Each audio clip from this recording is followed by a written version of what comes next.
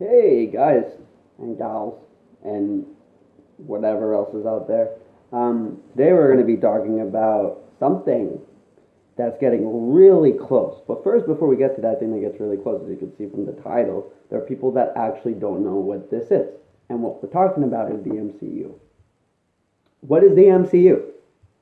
The MCU stands for Marvel Cinematic Universe. We have to think for that one. Now you're thinking, Marvel? What does Marvel have to do with anything? Well, clearly it's MCU. The M stands for Marvel, so deal with it. There are, on a day-to-day basis, one day I could be going from having like normal conversation, and then I ask people, well, hey, have you seen these movies? Because on April 27th,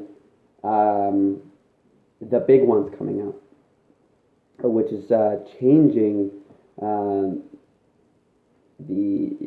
movie industry. Now you must be thinking, well, for people who have been up to date with all of this, you must be thinking, well, no, it's not going to change anything. Of course, it's going to change everything.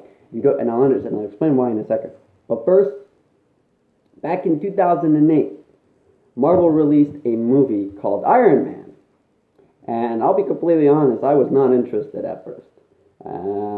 People, it started off with like only hardcore Iron Man fans going, and maybe those hardcore Iron Man fans had a spouse who wasn't interested, and they were brought, and then word of mouth quickly spread across the land that Iron Man was good, and Iron Man was actually owned by Paramount at the time, so that's a thing.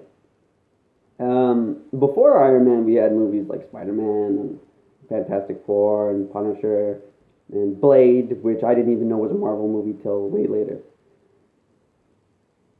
So then people who stayed in the credits got a little scene with Samuel L. Jackson. He was a character named Nick Fury. For people who don't know, this is a video for anybody who doesn't know what MCU is, and so it did really well. But then the movies afterwards didn't get received very well. Whether it was Incredible Hulk, Iron Man 2, Thor got received mixed. It was mixed, but then Captain America was still mixed, and Marvel really needed to pick up the pace. So the reason why all these movies had come out prior is because we got two Avengers. And that is where things changed drastically. If Avengers hadn't done well, we wouldn't be sitting here having this lovely conversation on video. In other words, Marvel needed to find another company to help make the movies, which they dropped Paramount and they went with Disney, which probably was the best thing to do. So if you go into a Disney store and you see superhero movies, you'll know why.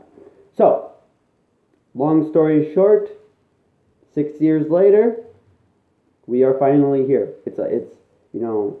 Every movie of the Marvel Universe has had an ending credit, maybe multiple. And they even stretched up to TV. They had their own comic books, so if you want to know more information, then read the comics, watch TV.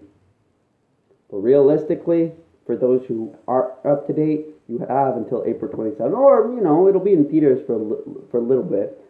If it doesn't do good, which I doubt that won't be the case, I believe 100%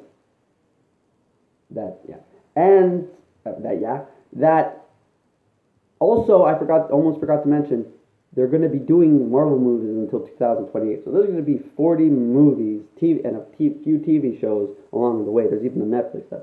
So I'm going to put the Wikipedia page to follow the list. Watch these movies in order because, listen, you only have till the 27th. Watch these. Go to the Marvel Cinematic Universe page, or like I said, I'll do it. I'll send you. I'll put the link in the description. Go watch them. Get updated. Watch till Civil War. Watch Black Panther because that's still in theaters, and then go crazy. Anyways, that was my explanation of the MCU. Hope I didn't botch it up. Please come again. My name is PPP What, and I'll see you next time.